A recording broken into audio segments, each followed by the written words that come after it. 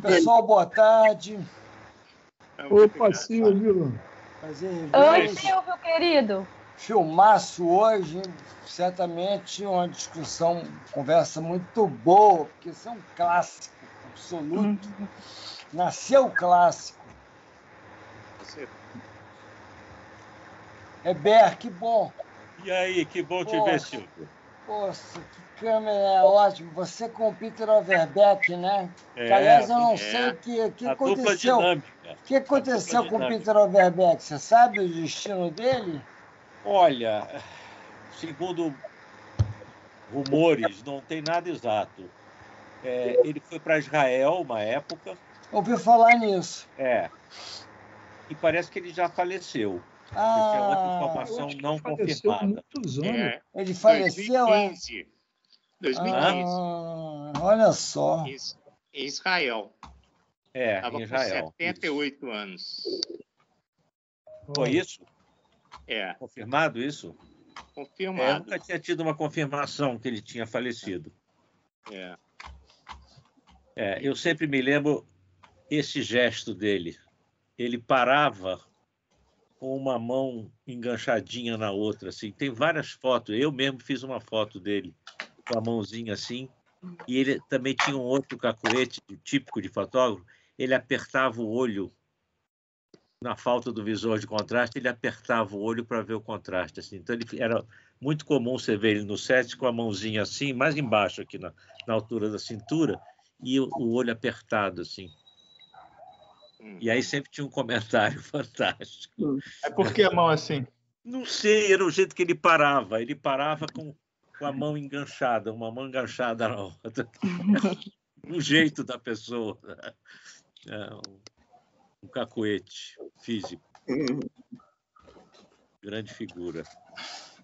Mas, mudando de assunto, assim, já que a gente deve estar começando daqui a pouco, queria dizer que tem uma frase do filme que me lembrou muito o contexto político que a gente está vivendo no Brasil hoje, aquela frase: nesse país, o cara tem que ser grosso para ser forte. Então, quando o presidente da República sai para o cercadinho, vai dizer para os seus apoiadores que ele é imorrível, imbrochável e incomível, depois ele diz que cagou para a CPI, eu acho que realmente ele está muito inspirado no Bandido da Luz Vermelha. O cara tem que ser grosso para ser forte, é o pensamento dele. E o nome, a sigla é a mesma, né, Silvio? JB. JB, é a mesma sigla. É. Só que o JB era da Silva, Da o maior. Sobrou JB Lula. da Silva, o maior. O maior. Só falta disco voador, né? Só Porque falta- tá muito parecido. É que o disco voador só chega no final. O É. disco voador é a última coisa que acontece. É a Então, invasão. bem, É o Robert Wise, é o dia que a Terra parou ali? então, É o dia que a Uma Terra parou do história que eu já Robert contei Wise, Beto? algumas vezes. Roberto Wise, né? É Robert Wise, né? O dia que a Tá, Terra mais uma parou, né? vez. Aquelas imagens. Me pareceu. Aquelas imagens eram os filmes que estavam para ser jogados fora na Odil. Sei. Eram umas latas de filme que a Jovita Pereira Dias, que era uma montadora que trabalhava lá, tinha separado, né? Então, tinha um filme de disco voador e tinha um filme de guerra. Um alemão que tinha falado em francês, tinha um cara que falava Suivez Raoul, Suivez Raoul. E ele viu aquilo no chão e pediu para o Silvio botar. Bota aí que eu quero ver esse material. Falei, vou usar isso. E depois usou. Maravilhoso. Silvio Reynolds, o grande montador da Boca. Grande montador. Mas deixa eu contar essa história, que essa história é sensacional. Num estúdio de som, na Odil, né? Na Odil foi no Brasil. Ele montou lá, naquela salinha que ficava no final da escada, em frente, ele montou naquela sala. E aí, um dia, né, ele chegou, a gente dividiu um apartamento, ele e o Zé Alberto Reis, ali na General Jardim. Um dia ele chegou e falou, acabei, terminei o filme, está pronto. Tá, que legal, ficou do jeito que você queria, não, tá pronto. Aí, no dia seguinte, ele não acordava tão cedo assim eu acordei, ele já não estava em casa. Eu falei, ué, o que houve com o Rogério? Caiu da cama, será que ele foi tomar? E desci para tomar café na padaria, tinha uma padaria embaixo, ele não estava lá. E aí, né? Aí, quando chegou às 4 horas da tarde, ele apareceu em casa. Eu falei, o que houve, Rogério? Você não falou que tinha acabado a edição? Ele falou, eu acabei, mas depois eu, de noite, fiquei pensando, tinha uma coisa que não estava do jeito. Então, eu voltei lá e dei um jeito. O que era? É aquela frase do final. Eu achei que aquela frase ficou uma bobagem, uma babaquice. Sozinho a gente não vale nada. Aí eu voltei lá, pedi para o Júlio Pérez Cavalá, que era o técnico de som, gravar mais uma frase. E daí? O que você gravou, Rogério? E daí? Daí. Então ficou, sozinho a gente não vale nada. E daí? Ele falou que tinha ficado muito babaca, tinha ficado uma coisa dessa, sozinho, gente, muito filosofia barata. Ele falou, vou explodir tudo, e daí? Aí ele voltou com a alma lavada. Agora ficou do jeito que eu queria, e daí? Mas a grande frase que o filme cunha, que a gente está cansado de ouvir, é quando a gente não pode fazer nada, a gente esculhamba, a gente avacalha. Avacalha e se esculhamba. Se esculhamba. É um quando a gente não pode fazer nada. E acho que é a frase realmente que marca o filme, né? A gente... Não, a outra frase que eu acho fantástica é a frase que o anão fala, né? O terceiro mundo vai explodir, quem tiver de sapato não sopra. Quem tiver de sapato não sopra. Depois a gente fichou no muro essa frase. O tiver, o Rogério escreveu com W, T-I-W-E-R. Quem tiver de sapato não sopra. Essa frase volta umas 3 vezes. É uma frase marcante também. A gente usava muito fora da filmagem mesmo, assim... No cotidiano, a gente usava essa frase. Ele usava muito. Quem tiver de sapato não sobra. Não pode sobrar. Ele adorava falar. Quem tiver de sapato não sobra. Que é uma frase incrível mesmo, né? Quem tiver não sobra. Diz muito, né? Agora, eu estava vendo assim... Cada vez que eu vou vendo o filme, eu vou reconhecendo algumas pessoas e tal. Para mim, muito mais evidente era o Marinho, porque... O Marinho. É professor na UF. E ele passava... O Marinho, inclusive, morava no nosso apartamento quando ficava em São Paulo. A gente hospedava o Marinho. Aliás, o apartamento era alta circulação. A gente hospedava um monte de gente. E o Marinho era habitué.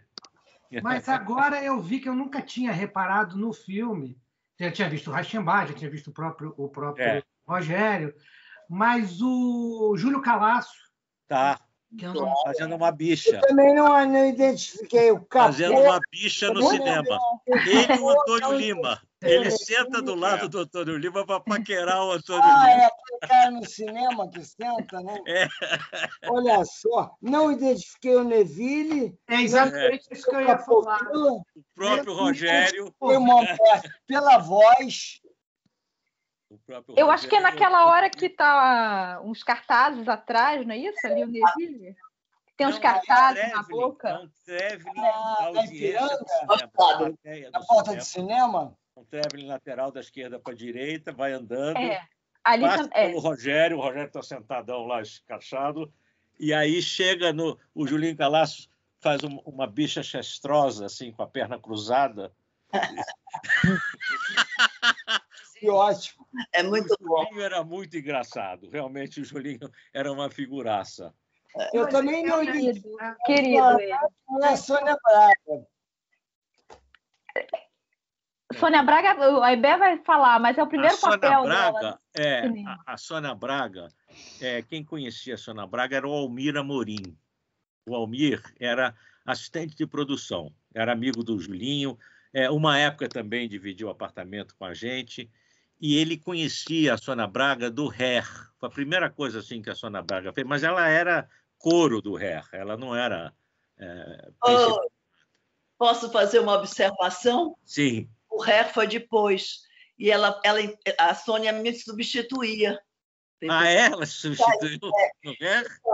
Ela era amiga do Afonso. Do Afonso, mas quem botou ela foi o Almir. Eu me lembro bem disso. E ela era uma menina, ela tinha Era feito uma menina. Ela tinha feito apenas a Moreninha, né? Tinha feito o filme, isso, do Glauco, né? Do Glauco Mirko Nauleri. Eu conheci naquela ocasião, eu era do Rio, né? Cinema Novo. Ai, ai. E a sequência, ela não tem fala, né? Não, é mínima, mas ela está tá no cartaz. Está no cartaz, E quem estaria no cartaz seria o meu personagem, né? Eu estava em Cuba, a convite do ministro da Cultura de Cuba, do Alfredo Guevara.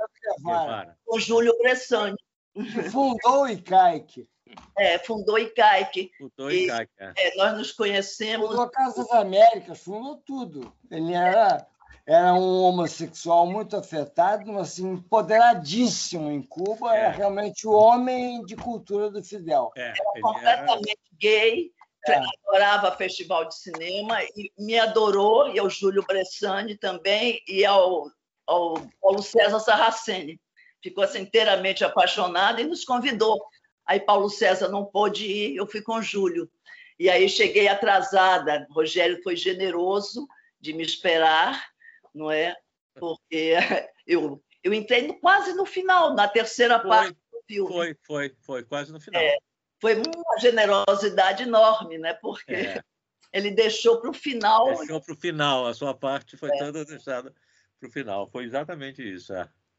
O Cosme Alves Neto era muito amigo do Guevara. Claro. Era muito amigo. O Cosme tinha uma relação muito estreita com ele. Isso eu estou falando em 68, né? Porque foi em 68 que eu passei esse período lá com o convite do nosso querido. É engraçado que eu estive com o Sinai esse ano, né? Quer dizer, antes da pandemia, no último festival de Havana, e a homenagem foi feita a ele. A ele. Uma contradição, né? Queria aproveitar que a Helena Sinai estão aqui, que eu queria contar um episódio curtinho, como é que eu conheci o Rogério. Com 17 anos, eu fui eleito presidente da Federação de Cineclube do Rio de Janeiro. E o Cosme deu um espacinho. O Cosme tinha sido presidente da federação também, depois dele ter vindo de Manaus para o Rio, né? E aí ele deu um espacinho no canto de uma sala. Lá ele deu um arquivo, uma mesa, 2 cadeiras para a Cinemateca, para a Federação de Cineclubes funcionar lá, né? O MAN já tinha sido devolvido pelo FMI, todo o mobiliário do FMI ficou para o MAN, uma herança fabulosa, porque é um mobiliário de alto nível. E aí o Cosme, de vez em quando, chamava, dava um aviso assim. Uma vez ele chegou no meu vídeo e falou: vai começar ali agora uma exibição do Dama de Xangai. Eu fui correndo, sentei lá e tal. E aí sentei do lado de um cara que eu não conhecia, um curitibano, meio paulista, era o Rogério, que adorava o Orson Welles, tinha uma adoração absoluta, fez 3 ou 4 filmes sobre o Orson Welles. E aí, depois do filme, ficamos conversando, e foi assim que eu conheci o Rogério. Eu já tinha visto o documentário, né? Mas, enfim, e, claro, já tinha... tinha uma admiração pelo Rogério, mas conheci de uma maneira bizarra, porque, circunstancialmente, o Cosme resolveu pegar uma cópia 16mm do Dama de Xangai e exibir, e estávamos lá, então, meia dúzia de gatos pingados assistindo. Foi um prazer conhecer o Rogério ali diante de um filmaço do Orson Welles. Massa. Legal. Legal, muito legal. Muito bom.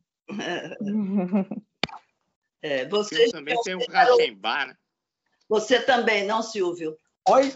Que idade você tinha nesse período? Eu tinha 18 anos, 17. Eu fui eleito para a federação com 17, aí nessa altura talvez eu já tivesse 18, mas eu estava ali naquele limiar, chegando na primeira maioridade. Entendi. Ele devia ter uns 20, uns 2 anos ou 3 a mais do que você. Acredito que isso. Não mais do que isso. Era um super jovem cineasta. Garoto. Uma figura aí. De que ano você é, Silvio? Qual é o 49. O Rogério era de 46. E eu Depois também sou de 46. Por isso que a gente era do mesmo ano.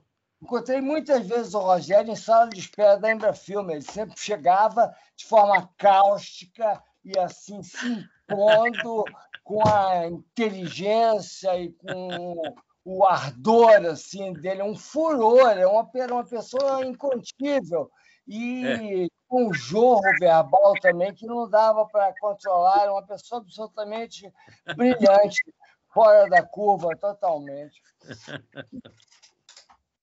Exato. Exato, isso aí. Bom, gente, então vamos dar aqui o início, né? Não tem muito segredo, acho que a gente já tá na linha.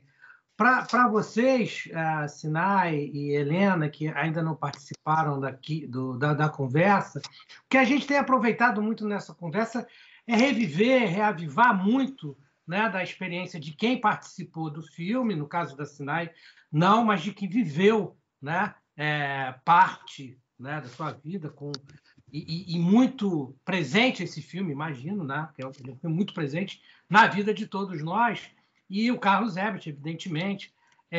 E isso a gente acaba fazendo, como esses encontros são gravados, a gente acaba fazendo uma memória que é uma memória ao mesmo tempo afetiva, técnica e crítica. Mas, basicamente, é bem mais afetiva do que crítica, na verdade. E eu queria, então, aproveitando aqui para começar, quer dizer, depois eu vou passando a palavra e a gente vai sem muito protocolo que funciona aqui. Mas como é que o Bandido da Luz Vermelha chegou na minha vida? O Bandido já chegou, o Silvio falou uma coisa aqui muito importante, que é um clássico, né? Já nasceu um clássico. Porque o Humberto Eco diz que os clássicos, na verdade, as obras clássicas não são aquelas que a gente vê, são aquelas que a gente revê, né? E o Bandido da Luz Vermelha é um filme que, desde a primeira vez que eu vi, eu revi inúmeras vezes. Mas a primeira vez já foi num contexto muito diferente do que Helena, Carlos, Silvio, Afonso, por exemplo, assistiram. Porque eu já vi ele como um filme de referência universitária. Eu vi ele na UF, levado pelo Marinho. O Marinho exibia esse filme em umas sessões... Me lembro que era 6 horas da manhã, era sexta-feira, 9 horas da manhã, lá no Cinearte UF. Eram sempre as sessões do Marinho, só com filmes... Era A Margem, do Oswaldo Candeiro, Bandido da Luz Vermelha, Meteorango Kid, Blá Blá Blá. Era sexto, era realmente o sexto. A gente já começava de manhã e aquilo... E eu me lembro que o Bandido, quando passou, foi um filme que motivou muito a turma. A turma estava começando a fazer cinema e saía todo mundo cheio de ideia, assim, era uma excitação intelectual e criativa muito grande. Então, esse foi o contexto em que eu vi o Bandido, e naquele momento o Bandido já devia ter uns 20 anos, e hoje, já com 50 anos praticamente, é impressionante ver o Cavie fazendo aí esse esforço todo, trazendo esses filmes todos de volta para debate, para discussão, e como eles motivam a produção cinematográfica contemporânea, né? Quer dizer, então é porque realmente é um filme que tem uma força criativa que transcende o período e, enfim, e como o Silvio falou, é clássica, vai ficar sempre como referência. Então eu queria começar falando com a Helena, que a Helena falasse sobre o que foi a experiência desse filme, né? Fazer esse filme e ver esse filme, não é envelhecendo, ver esse filme rejuvenescendo com o passar do tempo. Ele tem essa coisa fora do tempo, né? Atemporal, né? E desde a primeira vez que eu assisti o Bandido, não é, até essas lives e vi em várias partes do mundo, né? Assisti esse filme. Ele é uma surpresa sempre, né? E tem um impacto extraordinário, continua tendo esse impacto incrível, né? Eu não sei se ele nasceu clássico ou se nasceu já completamente fora, né, da caixinha, né, fora da curva, né, como é seu próprio autor, e que a gente vai descobrindo também várias coisas através dessa visão e revisão do filme, né, vão surgindo. E é muito interessante porque É como se dizia na época, isso me ocorreu até há pouco tempo atrás, é um filme extremamente sofisticado e popular, não é? É estranho isso, né? Porque foi um filme sem concessões, não é como o Hébert mesmo diz, não é um autor que pega um lixo que está no chão de uma imagem cinematográfica e coloca na tela e reivindica, e que vai depois para dizer o e daí, não é? Porque ele é principalmente um filósofo, né? Rogério é um extraordinário escritor, é um fraser, mas como Orson Welles, né? Do mesmo nível. É Shakespeare, né? É extraordinário, é inacreditável. Claro que ele é um gênio, não é? E eu sempre soube disso, apesar dele me dizer que eu nunca soube quem era ele. Eu dizia isso. Pois mas eu sabia que eu estava lidando com algo extraordinário. E como eu cheguei exatamente nesse final, né, inclusive algumas cenas antológicas, como aquela surra, né, no meio da rua, né, que eu não estava, não é? Coisas inacreditáveis, mas eu já cheguei com um clima. O Sérgio Mamberti, né, que era meu grande amigo, muito próximo a mim, e já tinha feito aquelas cenas dele. Do táxi. As cenas do táxi, né? Ele disse, Helena, esse menino é um gênio. Ele é um Orson Welles. Foi que ele me disse, ele é um gênio, você vai ver. E eu vi imediatamente que ele era um gênio e que eu estava fazendo algo que eu sempre desejei e tinha sido para mim uma extrema libertação. Apesar de eu amar todo o meu passado cinematográfico, eu cheguei ao que eu queria. Está entendendo? Cheguei ao que eu queria. Cheguei, talvez, desejando no passado essa ruptura como atriz, como pensadora do cinema, como atriz, tá entendendo? Dentro dessa linguagem. Então, para mim, foi extraordinário o filme, nesse sentido, e, ao mesmo tempo, alegria depois de assistir esses filmes, desses cinemas aqui de São Paulo, esses grandes cinemas, né? Lotados, que a gente ia à tarde, no final da tarde, para ver sessões. Quer dizer, o Bandido da Luz Vermelha é isso, né? É brilho, e já me levou a vários lugares, me levou à Oceania, né? Como um dos 100 melhores filmes do século XX, né? Pela Wellington Film Society. Então, eu fui convidada com o meu primeiro filme, com Canção de Baal, pela Embaixada do Brasil lá em Wellington, e apresentei o Bandido da Luz Vermelha e fiquei absolutamente surpresa, porque as pessoas queriam saber o que era chanchada. Era chanchada. Tá entendendo? Eu falei, esse é o grande exemplo da chanchada. Isso. Tá entendendo? Então, é isso. O Bandido é isso. Para mim não pode ser diferente, não é? É um filme também que me alçou, puxou assim numa outra categoria, né? Porque também através desse cinema que começou no Bandido da Luz Vermelha e que foi o cinema de Rogério, né? Eu tive uma extraordinária homenagem, que talvez raríssimas atrizes no Brasil, mas nenhuma tenha tido uma homenagem tão grande quanto eu tive na Suíça, né? No Festival de Freiburg, e com todos os meus filmes. Eu ainda só tinha não tinha ainda um longa-metragem, mas isso surgiu de quê? Surgiu de 2 anos de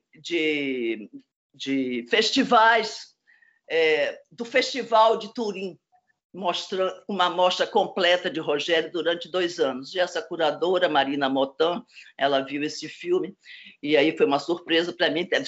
Ela estava naquela floresta negra, né, lá nessa região, né, da Suíça com a Alemanha, né, que foi lá que foi esse festival extraordinário, uma coisa que eu não imaginava, que nem sei porquê, mas eu acho que foi exatamente porque eu vim desse cinema que começou no Bandido da Luz Vermelha, apesar de todo o começo também ter tudo a ver com isso. O Rogério me chamou confiando numa atriz que já tinha ganho todos os prêmios com O Padre e a Moça, né, que era extremamente consagrada, apesar de ter 28 anos de idade, e que estava no Festival de Berlim, porque exatamente no Festival de Berlim, né, que foi a minha estreia, né, que foi também assim, não era uma iniciante, não é? Eu já era uma atriz com 10 anos de carreira, super premiada, com festivais internacionais, e foi exatamente nesse festival que o Alfredo Guevara, né, e que eu também fui a Péssaro na mesma ocasião, e etc, etc. Então é isso para mim, o Bandido é uma fábula. Muito obrigada. Bacana. Muito obrigada mesmo, de verdade, viu, a todos vocês. E que esses filmes estejam preservados em Turim, em Freiburg, essas cópias, né? E melhor do que aqui, espero, né? Não sei que essas cópias vieram daqui. Foram daqui. Foi no auge. Ricardo, nós chegamos a digitalizar o filme quando o Rogério ainda estava vivo, bem. Nós fizemos aqui em São Paulo. Eu acompanhei a digitalização toda. Infelizmente, não foi feita ainda em HD. Nessa época, foi a transição, era o final do standard para o HD. Mas depois foi feito, inclusive, um upgrade do standard, do SD, para o HD. Então, a cópia que é vista atualmente é uma cópia já digitalizada, certo? Com a minha presença e a do Rogério. Então, muito bom. Tem uma supervisão, não é uma cópia... E tem uma cópia na Cinemateca Francesa, também, mas é uma cópia física, né, de película. É uma cópia física e tem o negativo que está na Cinemateca Brasileira, que está nessa situação terrível, mas já temos digitalizado esse material com uma digitalização assim, muito boa, o telecine muito bem feito, além da cópia restaurada pelo Weber e o meu pai. Isso. Fez a restauração digital, o som ficou um primor também. Ficou perfeito. A gente chegou a restaurar aquela sequência da garagem, que ele rouba o carro e sai da garagem, a gente chegou a restaurar 6 fotogramas inteiramente, que estavam destruídos, não tinha mais. A gente, a partir do primeiro e do último que existiam, a gente fez uma restauração, e você nem nota. Eu, outro dia, revendo essa cópia digitalizada, você não nota. Não tem nenhuma tremedinha, nada. Eu tenho uma cópia física, nós temos também na Mercúrio uma cópia física do Bandido em 35, que eu também já estava prevendo que poderia também entrar numa situação... Logo quando acabou, antes de acabar a Labocine, aí eu consegui fazer uma cópia lá, tinha uma organização excelente, agora esqueci a pessoa aqui, Ronaldo, era muito bacana. Aí ele fez um super desconto e aí eu fiz uma cópia e aí é uma cópia linda, maravilhosa, que a gente também não só usa assim, com muito cuidado. Deixa guardadinha aí. Essa cópia que a gente viu no Cineclube, que veio do Vimeo de vocês, essa última cópia digital que vocês fizeram? Ou é a cópia do que o Weber fez, são duas opções, agora só não sei qual exatamente, ou é do Weber ou é o telecine dessa cópia 35, que depois a gente fez um telecine na Cinecolor dessa cópia 35, mas não foi mexido na imagem, nada, é só um telecine, e o som foi feito, passado para digital. Agora, eu não sei exatamente qual das duas, que a gente sempre usa uma das duas e tal. Que foi vista, mas eu vou dar uma conferida e te falo depois. Excelente trabalho. E aí, para voltar um pouco, eu ia falar com o Herbert agora, né? Como é que foi participar desse filme, né? Quer dizer, nesse momento, aquele momento ali, que é um momento que você vê esses filmes que eu até citei aqui, o Blá Blá Blá, por exemplo, Sagrada Família, quer dizer, os filmes estavam mexendo muito, né, com a linguagem, né? A linguagem era algo que a política estava também na linguagem, na forma de se expressar, né? Então, acho que seria legal trazer um depoimento como esse da Helena, do ambiente, né? Desse clima de realização do filme. Então, nós éramos jovens, né? Pretensiosos, curiosos e cinéfilos. E a gente tinha uma coisa que a gente não sabia o que era possível e o que era impossível em cinema. A gente não tinha noção do que era impossível. E quando você não tem noção do que é impossível de ser feito, você faz. Porque você não sabe que é impossível, você vai lá e faz, né? Então, a linguagem do filme, certo? É uma linguagem que foi criada, né? Porque as pessoas têm uma impressão errada, às vezes, do Bandido. Acham que o Rogério improvisava tudo na hora e tal. E não é verdade. O Rogério escreveu e reescreveu aquele roteiro N vezes. Nessa época, ele trabalhava ainda no jornal Estado de São Paulo, da Crítico, que tinha uma secretária, eu estou falando pré-computador, né? Na época da máquina de escrever. E tinha uma secretária no Estadão, que, coitada, de vez em quando o Rogério anotava tanto o roteiro, escrevia tanto em cima das páginas, que nem ele mais entendia o que estava no roteiro. Aí ele levava para essa cidadã, para essa coitada, né, que conseguia entender as anotações dele, e ela rebatia tudo. Ela fez isso, que eu me lembre, 2 vezes.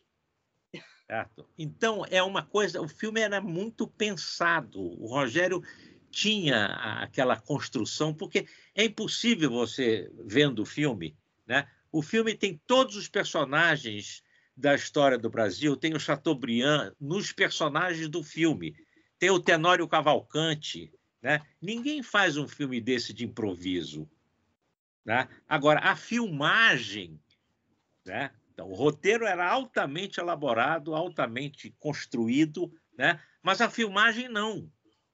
Porque a gente começou a filmar, eu, o Rogério, o motorista da Kombi e o meu assistente. Eram a equipe de 4 pessoas. A Kombi ficava espaçosa, sobrava espaço na Kombi, porque não tinha nem luz. A gente trabalhava com uma Reflex 2B, que tinha uma objetiva só no início, né? E então sobrava espaço. A gente estava ali naquela Kombi, né? Era um salão. E era a uma gente... 50? Hã? Era uma 50 essa lente? Não, essa primeira câmera era uma Berthiaud 135, meio escura. Era uma lente que era 3.5. Então, a gente não fazia noturna com ela. A gente só começou a fazer noturna quando pintou uma lente 2.2. Aí foi uma festa. Tem uma 2.2 agora. E depois que a gente recebeu uma câmera que tinha uma 20 milímetros, a gente nunca mais tirou a 20 milímetros. O filme é quase todo feito com essa lente, essa 20 milímetros. Nós éramos apaixonados por essa lente, que era a lente, né, que permitia tudo, né? E a gente, como não sabia como é que se fazia, né, a gente podia tudo. Por exemplo, vou citar um exemplo, um plano. Aquela cena que o delegado Cabeção está na casa onde aconteceu um assalto do bandido, houve um tiro, né? E teve uma vítima e tal. Ele desce uma escada, né? O Cabeção falando com o Marinho é o assistente dele, né? Eles descem a escada, viram à esquerda, andam por um corredor, ele para numa porta, vira e fala. Aquilo ali foi feito da seguinte maneira. Câmera na mão, a 2C, tinha aquela ombreira, mas 2B, eu achava 2B. que aquilo perdia a 2B mobilidade. ou 2C? Hã? Você falou 2B. Era uma 2B, era uma 2B, era mais antiga. Então eu não usava, tinha ombreira, mas eu não usava porque eu achava que perdia o swing lateral, né? Eu sentei num 3 tabelas, botei em cima de um tapete de lã que tinha na casa. Aquela casa era dos pais da minha esposa na época, a Sandra Bidala, que era continuista do filme, certo? E ela emprestou a casa dos pais, né? Aproveitou um fim de semana que os pais não estavam, a gente filmou, né? Então eu conhecia bem a casa, mandei pegar o tapete específico. Disse, olha, pega aquele tapetinho ali, né? Que era um tapete tipo 1,80 m por 1 de largura. Eu botei outras tabelas em cima. O Vladimir Varnovsky, que era, na época, o faz-tudo da técnica, pegou o tapete, né, e fez um traveling me puxando, sentado num três tabelas em cima do tapete. Então, ele vinha descendo, né? Eu falei, não espere ele chegar embaixo, não. Quando ele estiver no meio da escada, você sai e já vai fazendo a curva, né? Aí eu acompanhava, ele descia, né? E aí eu pegava ele de frente e tal, e no final ele parava o tapete e eu levantava do três tabelas e ia atrás. Então a gente não tinha noção de possível e impossível, a gente fazia. Né? O Rogério e eu ficavam dando tratos à bola, como é que a gente vai fazer? Ele vai descer, a gente vai atrás, aí o Rogério sempre ficava muito preocupado com as falas serem ditas com uma dinâmica. Ele odiava, que era uma coisa do cinema nacional da época, as pessoas paravam para falar, né? Que é a maior merda que existe, a pessoa parar para falar. Né? Então, ele tinha paranoia com isso. Ele falava, não para, vira aí. Tá. E o filme não era som direto, e o Rogério falava o tempo inteiro. O filme era dirigido, o tempo inteiro ele falava, agora puxa, agora empurra, bate a porta. O filme inteiro era dirigido. Né? Então, é um filme que, se fosse som direto, não existiria. O Bandido só foi possível porque era um filme sonorizado a posteriori. Porque, que nem o Fellini nunca fez um filme som direto, porque não dá, você vê os making-off dos filmes do Fellini, ele fala o tempo inteiro, ele puxa os atores pela roupa. O Rogério fazia isso, o Rogério me puxava pela roupa. Uma vez saltou um botão da minha camisa no meio do plano, que ele me puxava, pim, saiu aquele botão, né? Porque as coisas iam acontecendo na hora. Certo? E ele tinha uma ligação com os atores, que os atores iam criando e ele ia dando corda. Ele, quando via que o ator pegava, a Helena se lembra disso, né? Quando ele via que o ator entrava numa onda boa, ele ia atrás empurrando o ator. Vamos lá, vamos nessa, faz isso. Lá. Eu me lembro de uma cena com Paulo Vilaça, num hotel na Zona, na Rua do Triunfo, um hotel de viração, né?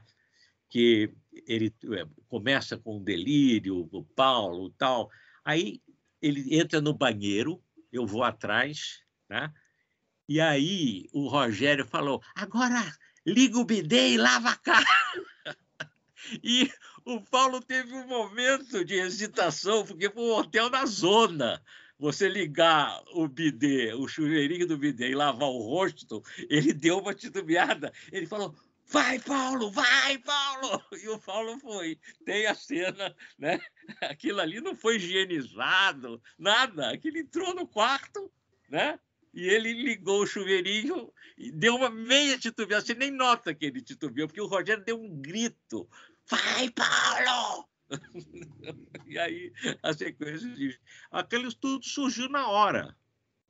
Então é um roteiro hiper elaborado, reescrito N vezes, certo? Mas que a realização tinha um grau de liberdade, de improvisação fantástico.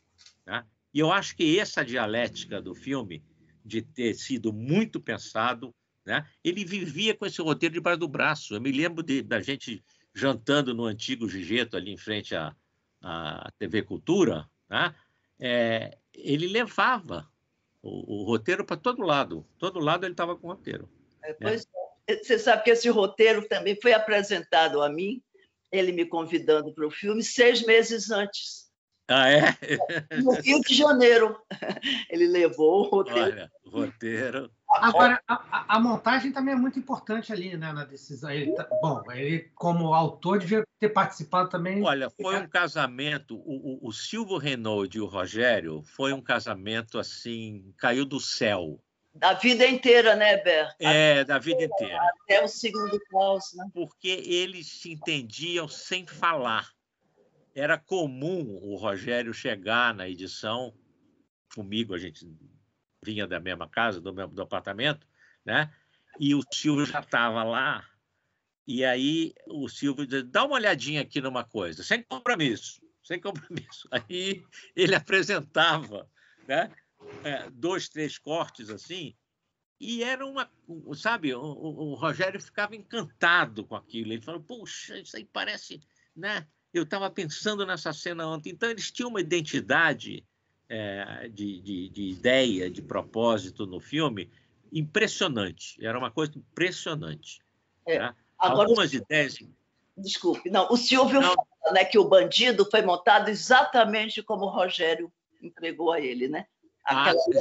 Isso. Fala toda. Exato. Não, e algumas ideias, por exemplo, tem uma coisa que na época todo mundo ficou espantadíssimo, né? Aquela sequência que o JB chega de avião em Congonhas, né? A ideia do Rogério, né, que o Silvio adotou na hora e retrabalhou a ideia, né, que era uma antecipação. No meio da sequência anterior, sem explicação nenhuma, do nada, surge um plano de um avião se aproximando da pista de Congonhas. Olha a ideia do Rogério. Aí o Silvio falou, não, isso é pouco. A gente vai botar 2 vezes. Vai ter 2 planos de antecipação até chegar o JB descendo do avião. E foi isso. Então, eles se complementavam. Um falava chuta, o outro falava chuta mais alto. E era muito engraçado. E também durante a vida, né, a vida cinematográfica deles, né, porque ele também foi montar no Rio, né, o Silvio. Né? Foi montar. Brigavam feito louco. Mas isso era... O processo criativo estava aí. Era uma maravilha, um amor total. A dialética estava aí. Ele me telefonou, disse, Helena, vou deixar a chave na portaria, já não aguento mais. E voltava, entendeu? Passava uma semana e depois voltava. Mas, então, trabalhar com o Rogério era fantástico porque tinha um lado inesperado. Você, às vezes, combinava uma coisa na véspera, né? Porque essa é a vantagem de você morar na mesma casa e estar filmando com a pessoa, né? Você não sai do filme nunca. A gente acabava a filmagem, ia jantar junto, então, aí depois ia para o apartamento e ninguém dormia quando chegava. Ficava conversando o que nós vamos fazer amanhã e tal. E sempre tinha uma novidade no dia seguinte. Né? Nunca era o que a gente tinha combinado. A gente combinava, falava, não, vamos fazer isso. Aí chegava na hora e falava, eu tive mais uma ideia. Ou então eu falava, Rogério, se a gente não usar o carrinho? A gente sempre... não tinha combinação. Era um jogo sem carta marcada, sem combinação. A gente estava sempre, né, podendo mudar de ideia. Eu levantei a mão aqui para fazer uma pergunta para o Heber. Diga. É óbvio que o Rogério era um jovem cineasta, mas que tinha uma vastíssima cultura cinematográfica. Nossa. Então, é óbvio que o filme não tem nada de improvisado, muito pelo contrário, é altamente elaborado. Mas eu queria perguntar um pouco para você sobre as referências. Claro que a gente percebe nitidamente o filme B americano, o primeiro Godard, Acossado, o Letreiro, que é um elemento que está no Acossado, que a gente rapidamente identifica, aquele letreiro, aquele luminoso que volta várias vezes. É Alphaville. É Alphaville, não é Acossado? É Alphaville, né? Alphaville. É verdade. Não, mas o filme tem muito Acossado e tem uma outra coisa que me impressionou também, que é o Pierrot Le Fou, quando o Vilaça bota aqueles fios na cabeça, que lembra muito aquela sequência final da bomba, né, do Pierrot. Tem centenas de citações. Do Pierrot Le Fou tem o negócio da dinamite e tem ele beber a tinta. É verdade. Tentar se matar, beber a tinta. Mas o que acontecia com a gente naquela época é que nós éramos um bando de cinéfilos tarados, que incluía o Jairo Ferreira, o Carlão Reichenbach, eu, Rogério, Cláudio Polópoli também era dessa turma, e a gente ia sem combinar, não precisava combinar. Entrava um filme do Oshima, por exemplo, no Joia, né? Estava todo mundo sem combinar. Nas primeiras sessões da noite, estava todo mundo lá. Não precisava ligar, não tinha e-mail, tal, ninguém ligava para ninguém. Você sabia que ia estar lá, né? Porque entrou um filme do Oshima, né? Então, como é que a gente vai deixar para amanhã ver o filme do Oshima? A gente vai ver hoje. Então, a gente saía, às vezes, de um cinema, entrava no outro, depois entrava no outro. 3 sessões no mesmo dia era comum a gente fazer. Então, a gente era alucinado por cinema. As referências do Rogério, as mais óbvias, eram o Orson Welles e o Godard. Mas tem alguns cineastas, por exemplo, ele gostava muito de um cineasta que era B ao extremo americano, chamado Leslie Selander. Não sei se você localiza. Era um cara que fez tudo, fez faroeste, fez filme policial e tal, e filmava em 12 dias, 10 dias, os filmes do Selander. Né? Você vê a filmografia dele no IMDb, ele fez 100 e tantos filmes. Tá? E era uma referência do Rogério, porque para o Rogério ficar enrolando no set e tal, era inadmissível, ele nem pensava nisso, entendeu? Ele estava no set para filmar, estamos aqui para filmar, não estamos aqui para... Tá? Então, a filosofia dele era, minha também, era fazer, vamos fazer, estamos aqui para fazer. Tá? O que permitiu a gente, inclusive, ter uma quantidade de material bom para editar. Tá? Isso, o próprio Silvio reconhecia isso. Como é que vocês filmaram tanto? A gente filmou tanto porque a gente era rápido. Não tinha essa coisa de ficar teorizando. Tal. A gente ia para fazer. Né? E a gente não tinha nenhuma inibição com influência. Né? As influências, quando aparecia uma citação e tal, eram imediatamente assumidas. Não, e ninguém disfarçava nada, não. Tá? Outra referência nossa, fortíssima, era o Samuel Fuller. Samuel Fuller, claro. A gente assistiu Choque Corridor no Oasis. Né? A gente assistiu a primeira vez que a gente foi ver, que entrou no Oasis, a gente viu 2 sessões em seguida. E era programa duplo, quer dizer, você não via 2 vezes o Choque Corridor. Você vê o Choque Corridor, uma merda, que eu não lembro qual é, e o Choque Corridor de novo. Você tinha que ficar vendo uma merda no meio para ver de novo o Choque Corridor. Mas a gente era fanático por cinema. A gente sabia tudo. Né? O Rogério tinha um conhecimento da obra de todos os caras que ele gostava em detalhes. Né? Ele falava, se lembra daquele filme tal, do Selander, tal, aquele plano tal, sabe, era uma conversa de maluco, porque não é que a gente estava falando de clássicos, né? A gente estava falando de um cineasta obscuro americano, B, né? Que a gente conhecia em detalhe, a gente podia citar em detalhe. Todo esse lado, né, do criador, né, do intelectual de Rogério, nessa fase, está muito escrita, né, Ber? Ele era um profissional da crítica. Ele era o melhor crítico de São Paulo. Eu conheci, aliás, sendo apresentado pelo Gustavo Dal, exatamente nesse sentido. Helena, em São Paulo, tem um menino extraordinário. Né? E aí começamos a ler. Né? Você se lembra mesmo que o Glauber frequentava também o apartamento de Rogério nessa época? Também. Rogério, eu conheci o Glauber. Jovem, mas respeitava profundamente como intelectual. Não é? Ele tinha uma extrema cultura, escrevia maravilhosamente, tem vários livros escritos, Por um Cinema Sem Limite, é extraordinário. Né? É muito interessante que um livro que o Eric Rocha diz que usava há anos atrás no bolso, não é? É um livro que influenciou muito essa geração dele, né? Jovens cineastas, e muita coisa também republicada, né? Como a Folha. Ele tem um compêndio, né? Com todo o trabalho dele na Folha durante toda a vida. Então, o Rogério era mesmo intelectual, um pensador de cinema. Né? Era um pensador de cinema. Não tem a menor dúvida, não é? Não tem a menor dúvida. Era em cima disso, né, que ele enlouquecia e patinava, né, sobre uma cultura cinematográfica extraordinária. Extraordinária. Inclusive, eu me lembro numa ocasião dele ter se apresentado. A gente estava numa festa, numa reunião,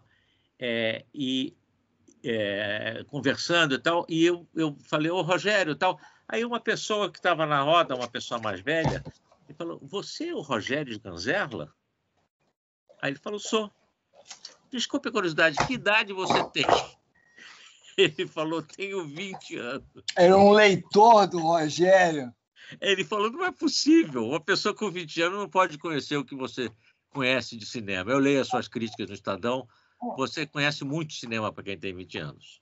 É, muito incrível. Então, as pessoas não acreditavam na idade dele. Isso, mais de uma vez eu fui testemunha disso. As pessoas, ele se apresentava, a pessoa falava, não é, você é o Rogério Ganzerla? Não é.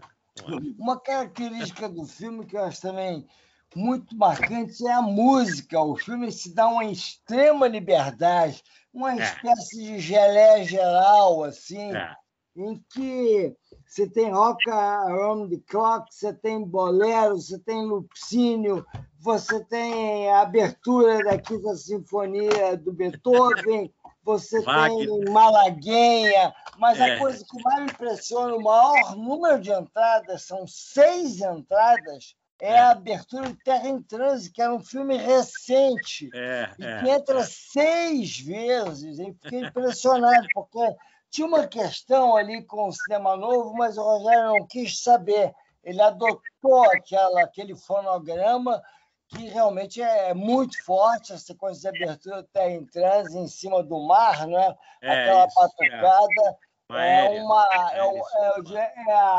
A nota mais frequente da trilha sonora, da trilha musical do Bandido.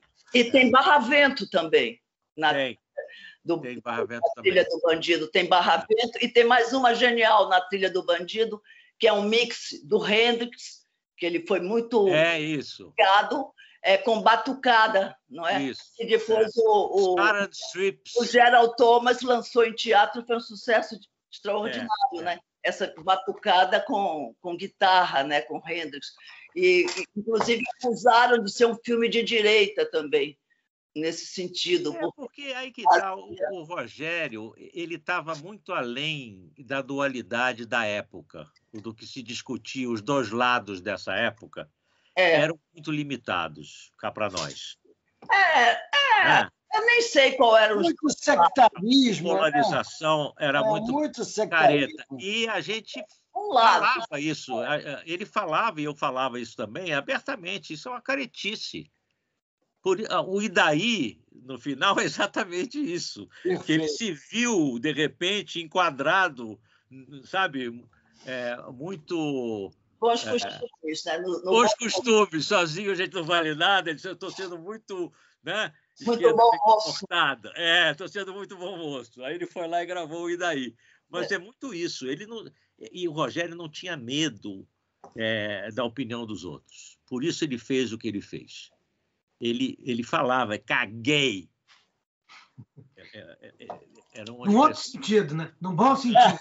No bom sentido. Não, porque vinham com os papos para cima dele, de vez em quando, certo? Que eram ridículos. Só uma pessoa que não percebe o que aquele filme mostra, né? Porque essa coisa da atualidade do Bandido, né? O Bandido é atual e será atual ainda por muito tempo, porque não é que é o Brasil que não muda, essencialmente. Claro! Por isso que o filme é atual, porque não muda. Sempre vai ter um Tenório Cavalcante, um Chateaubriand. Um Bolsonaro. É gay. Não muda. Então, o filme é atual, né? Porque a referência... Né? E ele foi fundo. Né? Ele vai fundo nas referências. Ele conhecia...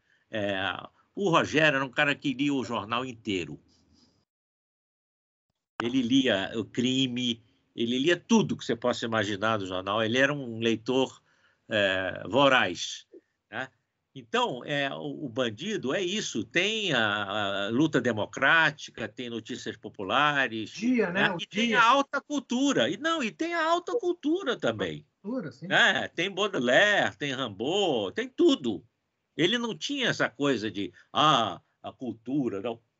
Tudo. Bolero, adorava bolero. A presença do rádio muito forte, né? Do rádio popular, né? Da linguagem. A linha, o filme, né? E ele brinca com isso, né? Os dois fazem duetos praticamente. Exato, aquele sketch. Construções.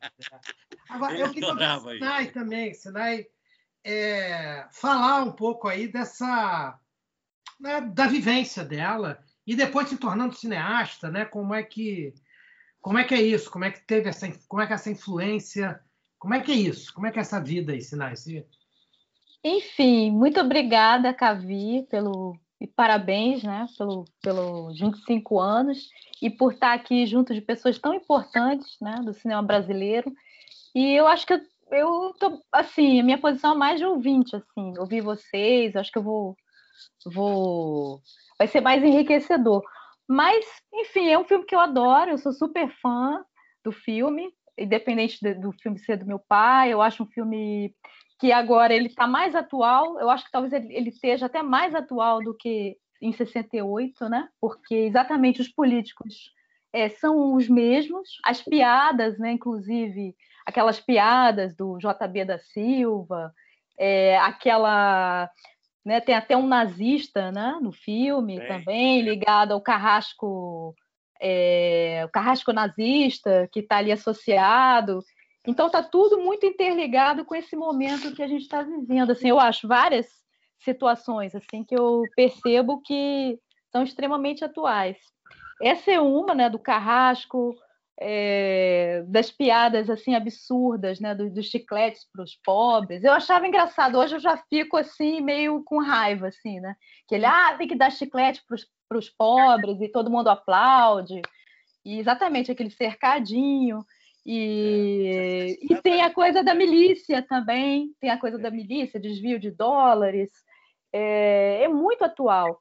E a mídia meio também disfarçando, né, no filme, né, dentro do filme, a grande mídia sensacionalista. Acho que tem até a caçada, né? Agora eu até vi a caçada desse rapaz que sensacionalizaram, né, a morte dele. Eu achei muito parecido aquilo. Eu falei, nossa, é muito parecido, porque exatamente bota quer dizer, em vez da responsabilidade estarem, né, nos políticos, não, aí desvia para um assaltante que não tem tanta importância, que eu acho que é um pouco isso o filme também, né, que é meio desviado ali, como se que o Brasil está um caos por causa daquele personagem.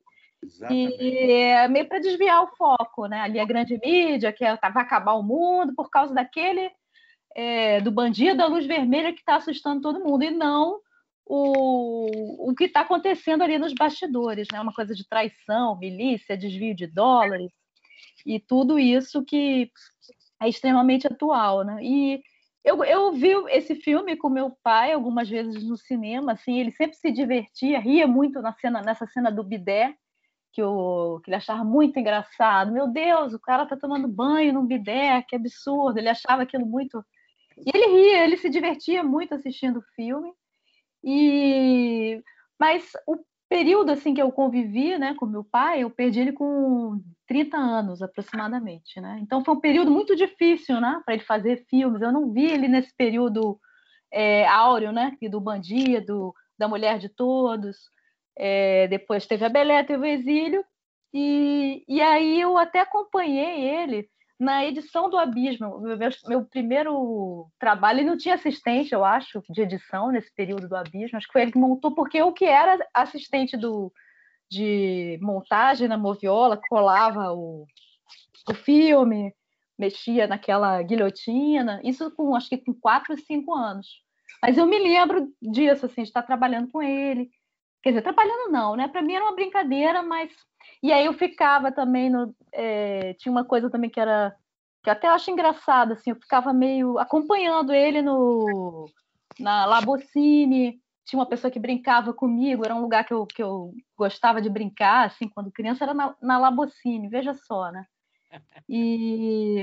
Mas, enfim, aí, assim, o período sempre foi muito difícil, né? Para acompanhar ele Quer dizer, para ele exercer o trabalho dele, né? Então, esse período que eu tive presente foi um período dele e aí ele faleceu em 2004.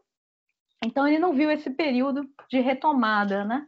E fazia os filmes assim com muita dificuldade, sempre muito apaixonado pelo cinema.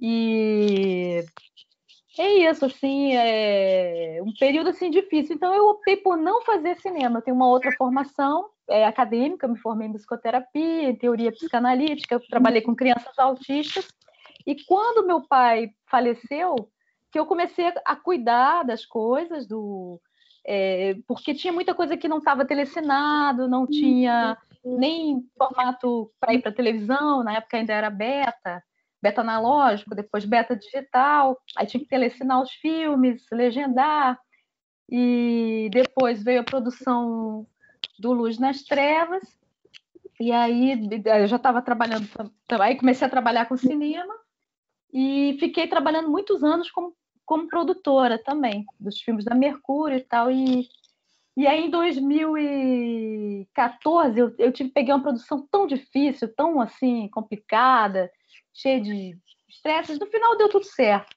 que era uma série de TV, e aí eu falei, não quero mais também assim trabalhar com produção, quero dirigir algum filme, e tinha recebido uma premiação do Luz nas Trevas, e aí eu fiz esse filme, O Desmonte do Monte, que também é uma história absurda, que é a história também de apagamento da memória. E aí fiz A Mulher da Luz Própria, que vai passar no canal Curta no dia 14, vou fazer uma divulgação rápida. E fiz o Extratos também, que está passando em alguns festivais, assim, que também fala desse período do exílio. É um curta-metragem que está dentro da Mulher da Luz Própria. E aí ele está passando em diversos festivais, passando no Recine, aí vai passar agora no Slamdance em Miami, ganhou um prêmio na Bielorrússia. Ele está bem assim, uma trajetória legal de festival, só que a gente agora, nesse momento, trancada, né? Então enfim, mas os filmes estão indo, isso que é importante, né? Os filmes têm uma comunicabilidade, todos os filmes, acredito, a arte, o cinema, né? Muito grande, e ela é eterna, né? Ela é a própria memória, assim, né? Então, mas eu tenho mais a agradecer e ouvir vocês, assim, que é uma honra. Vocês são importantes do cinema. Como? Desculpa. Você falou que A Mulher da Luz Própria passa dia 14. No canal Curta. Ele passou em vários festivais e tal, e aí agora ele vai passar na TV, né? Na TV fechada. E é isso. Aí até minha mãe fala um pouco também do Bandido, tem imagens lá do Bandido. E é isso, mas eu acho que eu estou aqui mais como ouvinte, assim, de saber as histórias. Mas aqui todo mundo fala hoje, aqui não tem essa ordem, não. O que vai falar agora é o Cavi, que está muito calado ali. Cavi, vamos trabalhar um pouco. Cavi, você trouxe aí, né, uma série de filmes brasileiros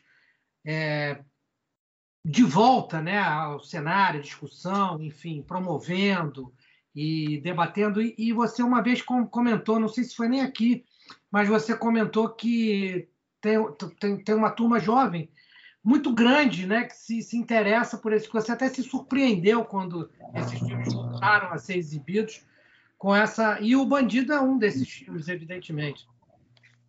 Então, queria primeiro agradecer a presença aí de todo mundo, da Helena, da Sinai, do Heber, pessoas assim muito que admiro muito também, fora Silvio Darim, Afonso, todo mundo que está aqui, mas muito especial você estar aqui hoje.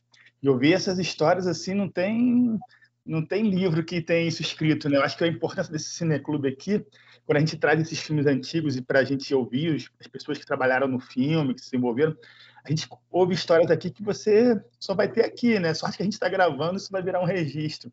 Mas acho que é uma aula de cinema também, assim. E eu estou sempre fazendo esses eventos, aprendendo um pouco mais sobre o cinema brasileiro, que cada dia eu me apaixono mais, assim, descubro novos diretores, novas histórias, e me inspira também a fazer meus filmes também. E uma coisa que o Cota falou, que eu percebi que é muito legal, que essa nova geração de cineastas e estudantes de cinema, eles são muito mais influenciados por esse cinema que a gente chama de cinema marginal, né? Esse cinema do que o cinema novo, né? Os jovens, eles têm mais interesse, eu vejo lá na Cavide, quando eles procuram os filmes, as mostras que eu faço, as pessoas que vão, eles querem muito mais esses filmes do que os filmes mais consagrados, né? Esses filmes mais conhecidos, mais divulgados. eu acho que essa liberdade que esses filmes trazem, né, que está ali na tela, eu acho que é uma coisa que eles se identificam, né? Eles se identificam mais com esses filmes do que com o cinema novo, né? Digamos assim. E isso eu achei muito legal. E, ao mesmo tempo, são filmes meio obscuros, no sentido da divulgação, né? Eu lembro quando eu fiz faculdade na Estácio, há 10 anos atrás, antes da internet, eu não conseguia achar esses filmes, assim. Eu até fui fazer um trabalho sobre cinema marginal e eu filmei o livro do Jairo. Eu fiz um curta. Eu não tinha material de arquivo, eu filmava os livros, as fotos, assim.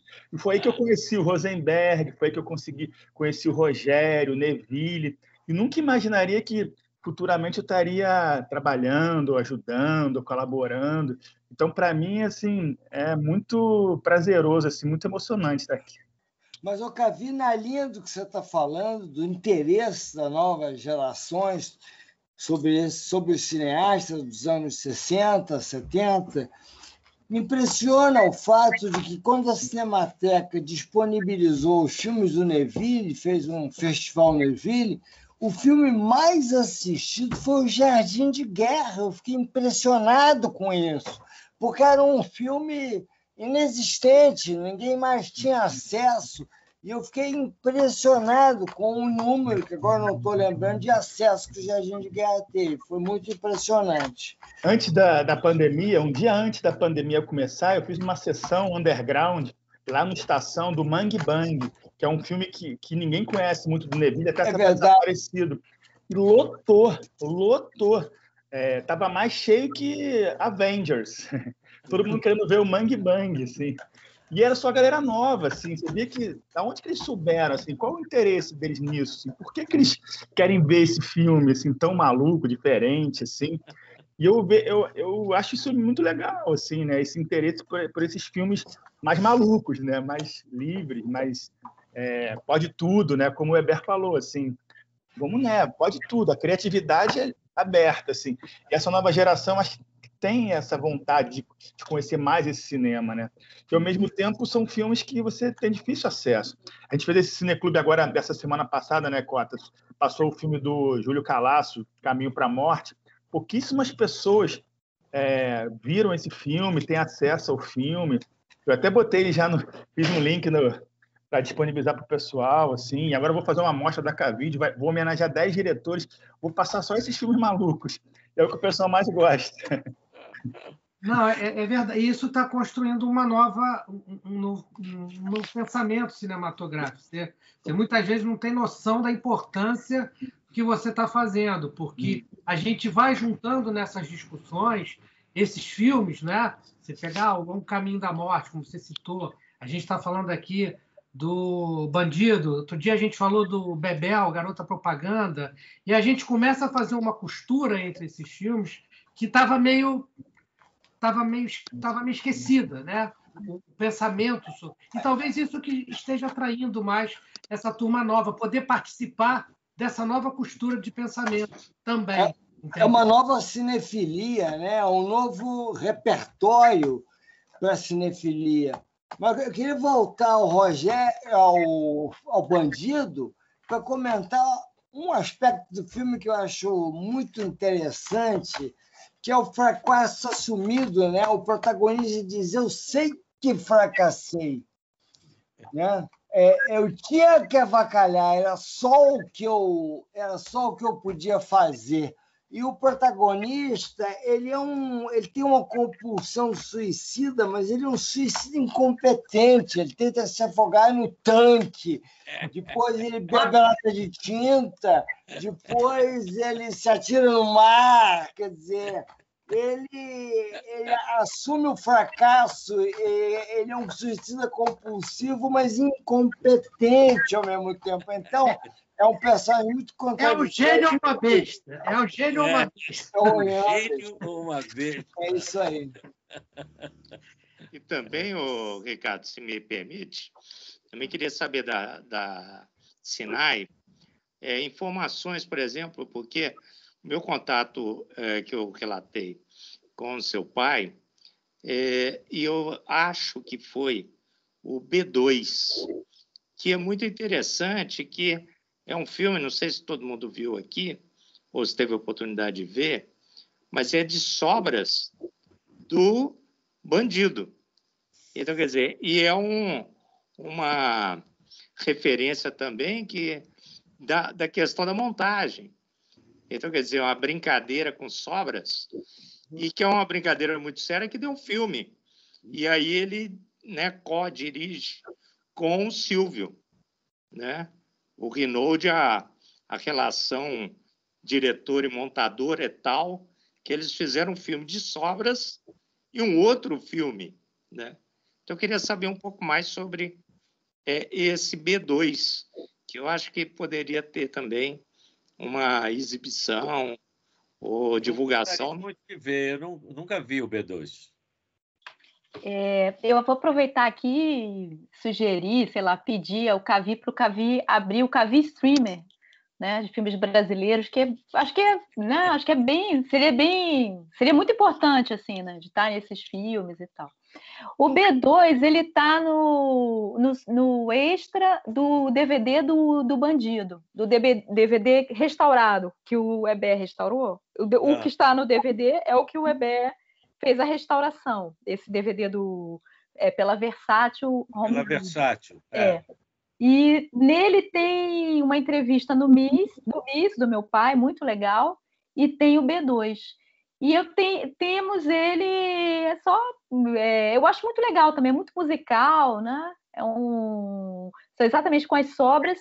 E tem que eu gosto muito também de sobras, que é o Tudo é Brasil também. A grande maioria dos filmes, quer dizer, muitos filmes, né? Não a grande maioria, né? Mas eu acho que a própria dificuldade dele exercer o trabalho dele, ele acabou trabalhando também dessa forma, que já estava no primeiro filme também, que também foi, né, em condições difíceis, né, de trabalhar, não tinha também, enfim.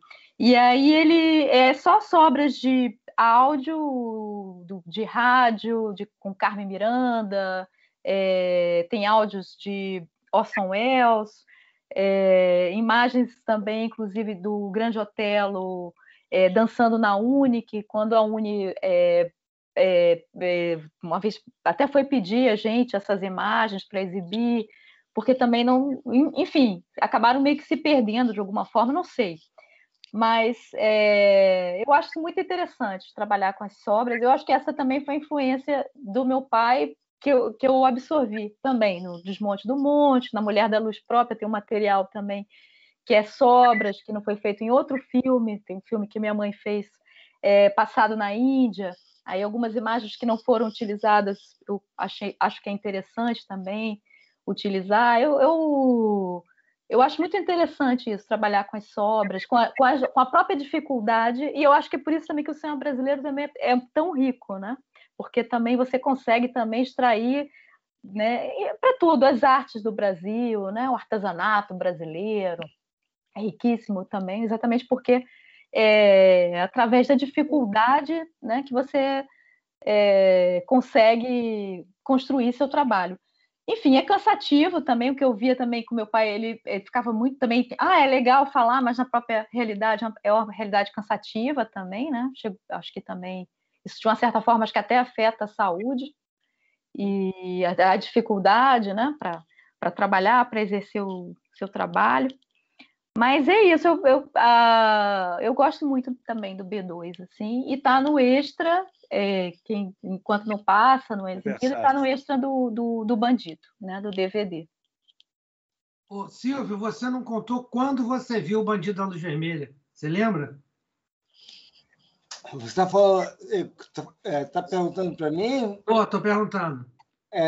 Não, eu lembro que eu vi no cinema, vi no lançamento comercial. Primeira vez, fiquei muito impressionado. Na época foi uma coisa, um jorro.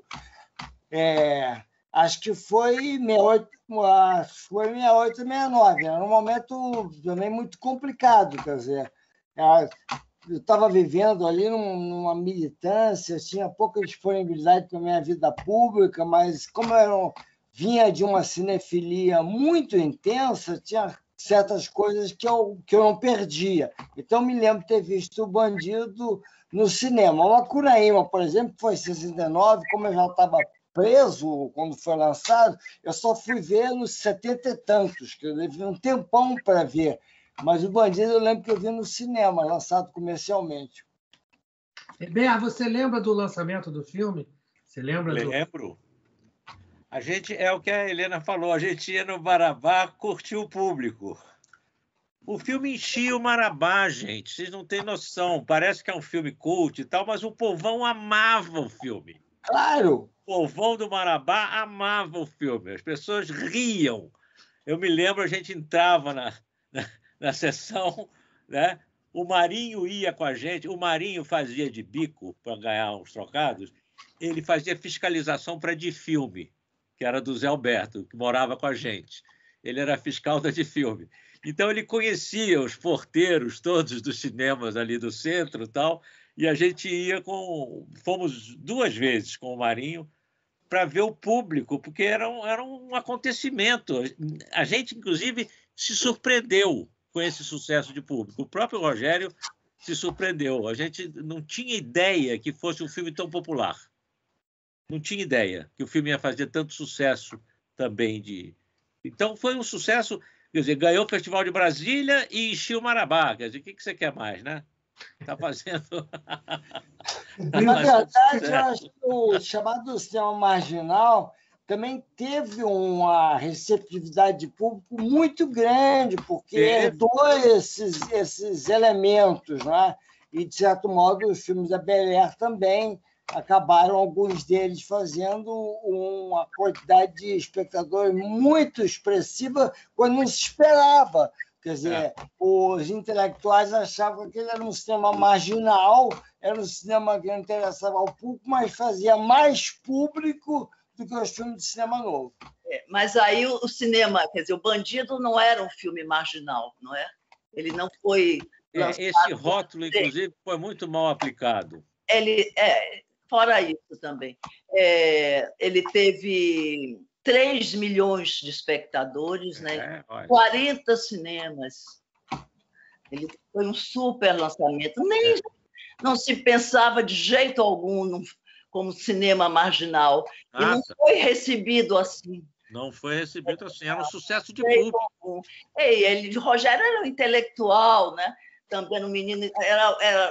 Era uma outra coisa. Foi uma surpresa, realmente, esse sucesso enorme, né? Como o Hébert fala.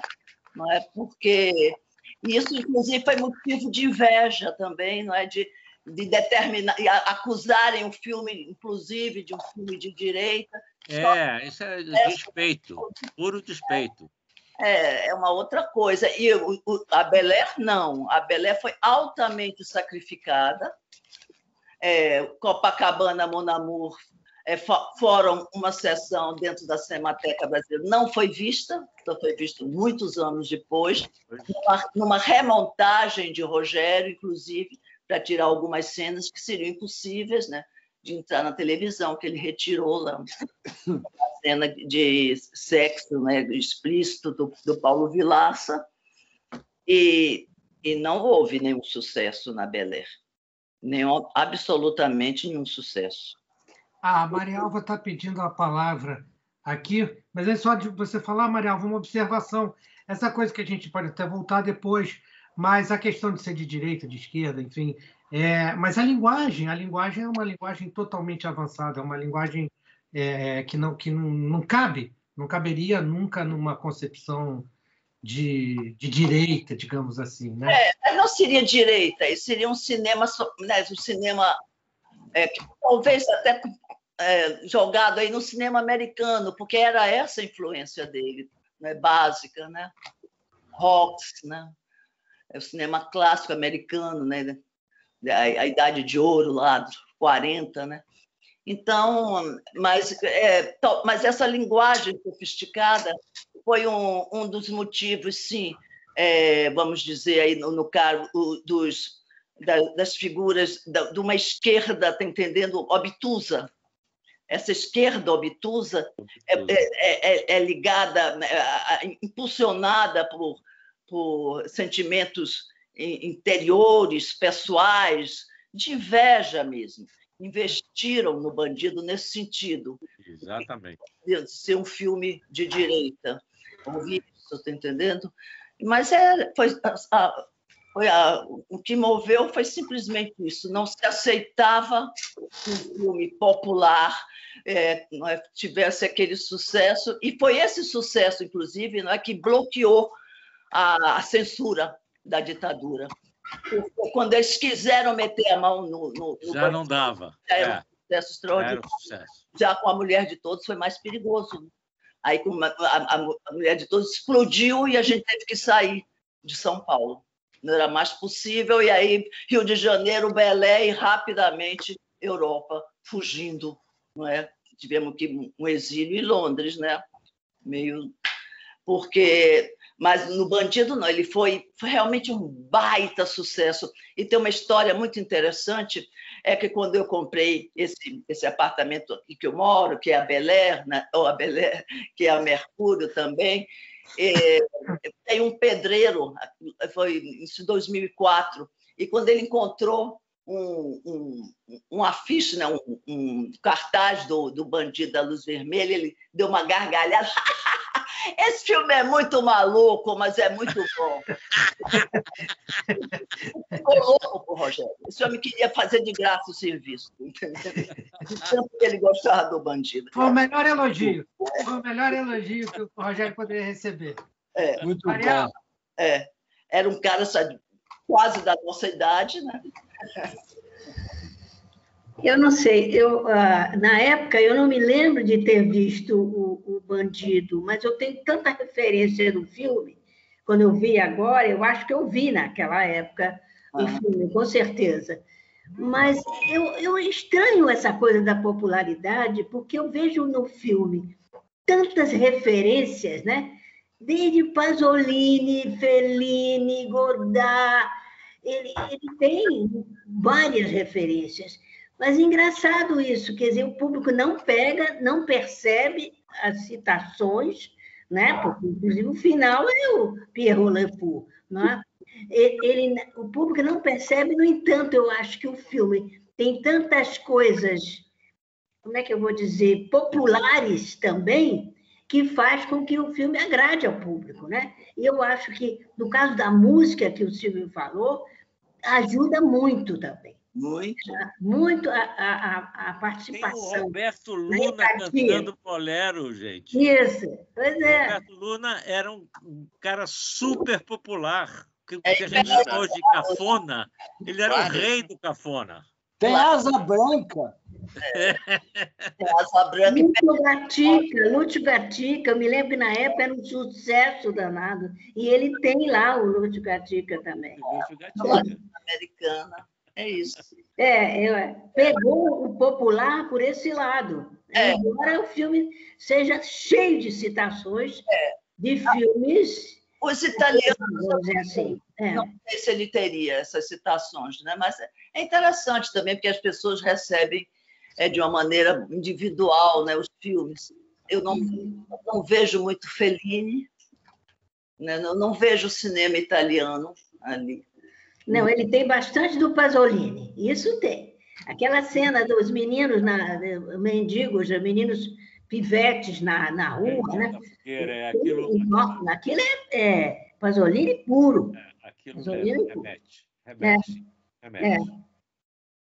Eber, só uma curiosidade, como é que foi aquela filmagem dos meninos, já que Marialva falou dos meninos, né? Uhum. Aí eu me lembrei, eu vou aproveitar para perguntar isso. Como é que foi feita aquela filmagem? De bang-bang no meio do lixo? Não, aquela dançando com fogo no final. Então, aquilo ali era um lixão que existia na Marginal, perto do jornal, onde é hoje o jornal O Estado de São Paulo.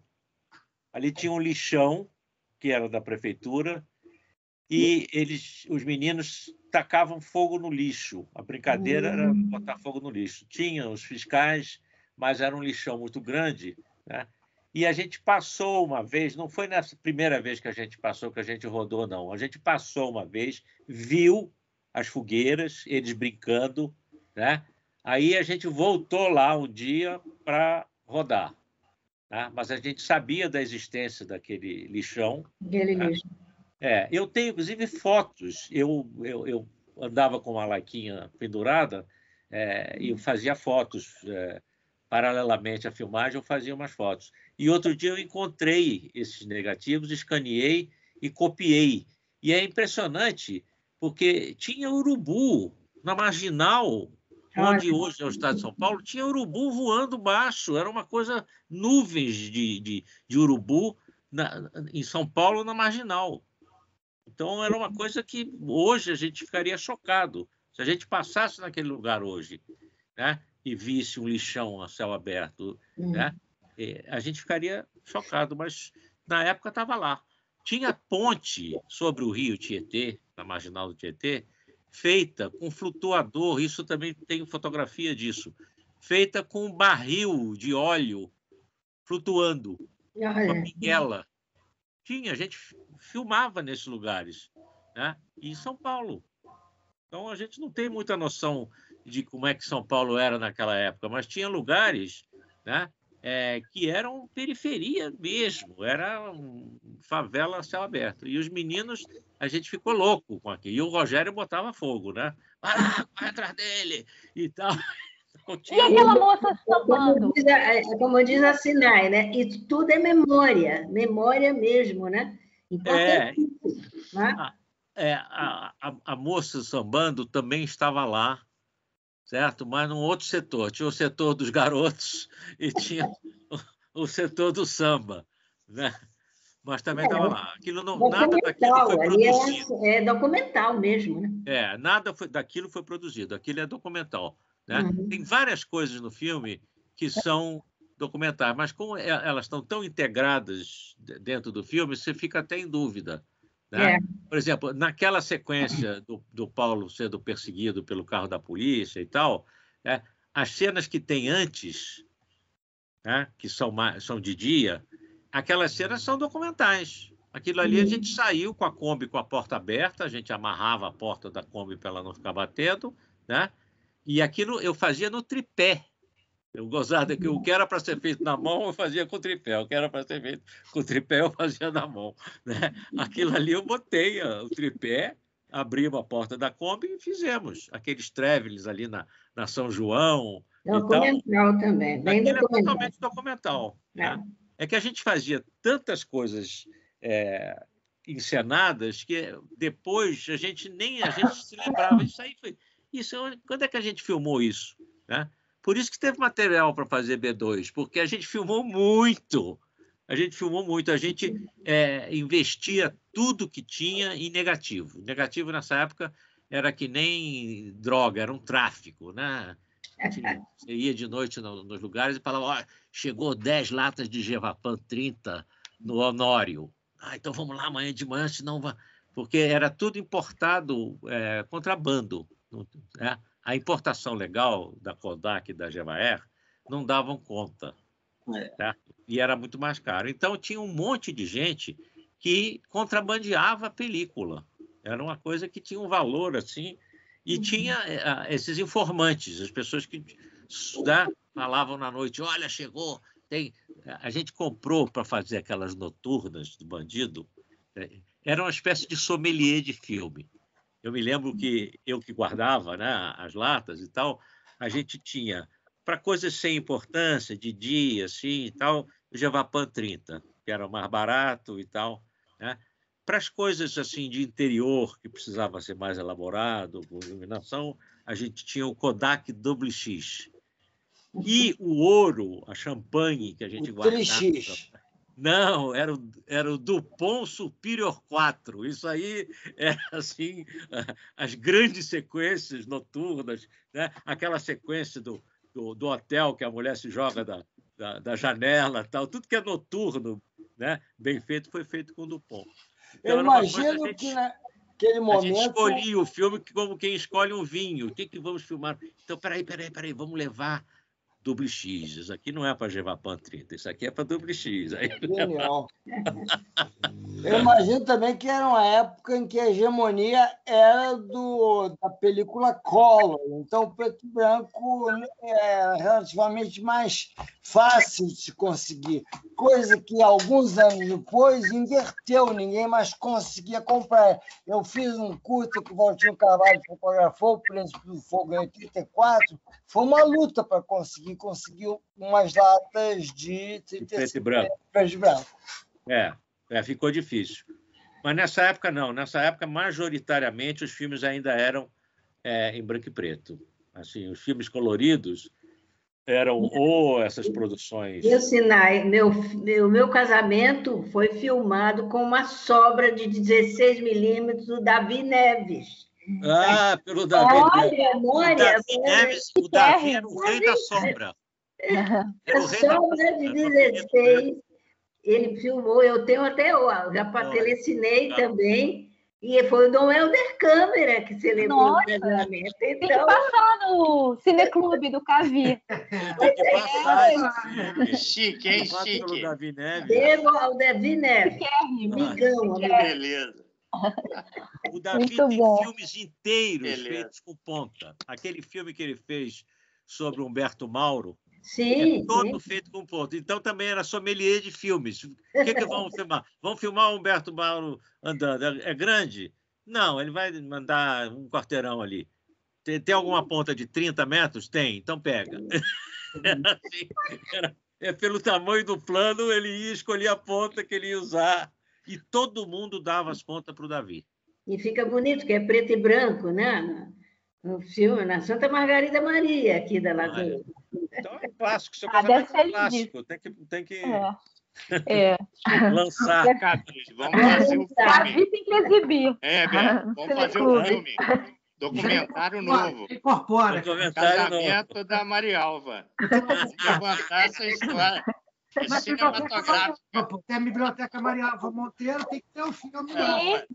E o noivo era o Ronald Monteiro, hein? O Ronald Monteiro, pois é, né? A Marialva não, naquela época eu nem existia. Quem era importante era ele.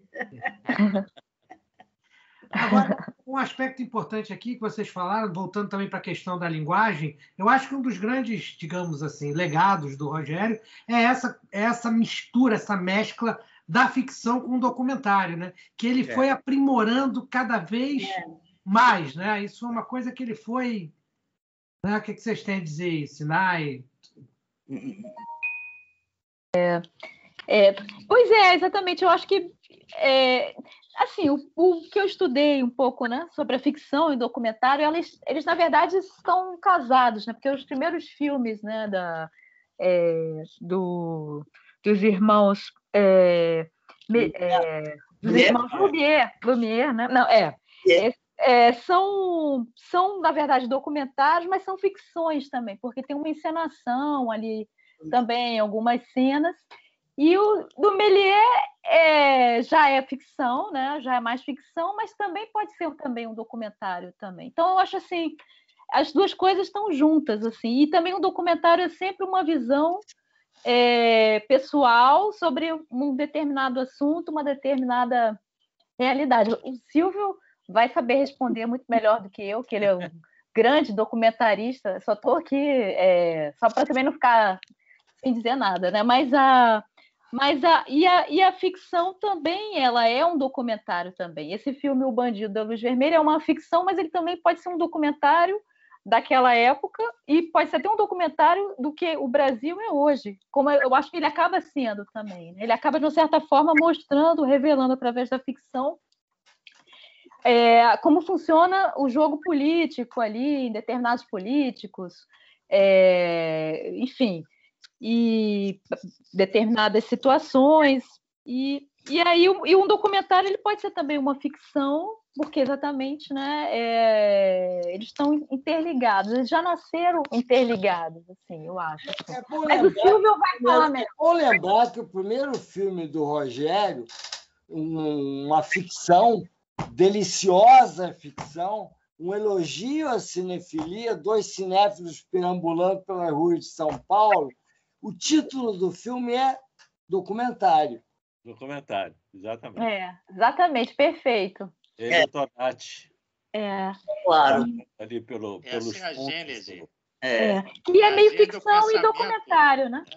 Que é meio a história deles ali, daqueles garotos. Me parece isso, assim, que é uma história ali do cotidiano deles, que é uma ficção, mas também pode ser documenta também ali um determinado grupo de pessoas, de pensamento, que assistiam ligados exatamente a cineclube, aos filmes. Então, acho que eles são casados, né? Mas fala, Franco. Kane, né, a fixação dele com a questão, né, da cinefilia com Orson Welles, e o filme do Orson Welles é tudo verdade, né? E quando é uma ficção, porque é lógico, um documentário, né, lindo, maravilhoso, dos pescadores do Ceará e tal, enfim, é toda uma manipulação linguística narrativa, né? Então, e isso é fantástico, né? Que está ali na gênese, né, do trabalho do Rogério no Bandido, porque é metalinguístico e está falando do país, né? Está falando da nossa sociedade, né, dele enquanto artista, e é obra-prima mesmo, atualíssimo, né, como disse muito bem o senhor. No Tudo é Brasil, né, que é um documentário, ele também está falando dele um pouco, eu percebo isso, assim, quando eu vi o filme, da própria dificuldade dele fazer cinema através do Orson Welles. E no Signo do Caos, que é uma ficção também é documentário, porque aqueles personagens, alguns existiram, Morel, enfim. Eu acho que o cinema tem essa mágica, né? Da ficção, é como um sonho, né? A ficção e a realidade estão juntas, né? O sonho também é real e também é uma ficção, é uma produção da memória, do pensamento, né? São ensaios, né? Muitas falas do Bandido foram tiradas de personagens. Aquela frase, meu filho, eu não mato ninguém, quem mata é Deus. Aquela frase é do Tenório Cavalcanti. O Tenório falou aquilo numa entrevista, eu não mato, quem mata é Deus, eu só abro os furos. Né? Então tem várias outras frases do filme que o Rogério recolheu, claro, né? Desses personagens todos, coisas do Chateaubriand, coisas do Tenório, do Adhemar de Barros.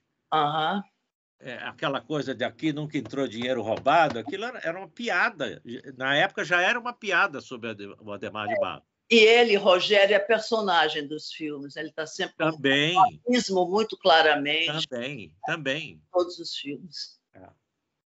Tem essa contemporaneidade do filme, realmente, como foi dito aqui, não sei quem falou, mas chega a ser em alguns momentos assustadoras. O comportamento do JB naquele bar onde o cantor tá, que ele chega, tira o dinheiro, vai botando na bolsa, enfia o dinheiro. Aquilo de assustador, né? Porque a gente vê isso muito acontecendo ainda, e sobretudo nessa coisa da milícia hoje em dia, que é essa coisa sem qualquer vergonha, totalmente disfarçatez total. Dourado. Né?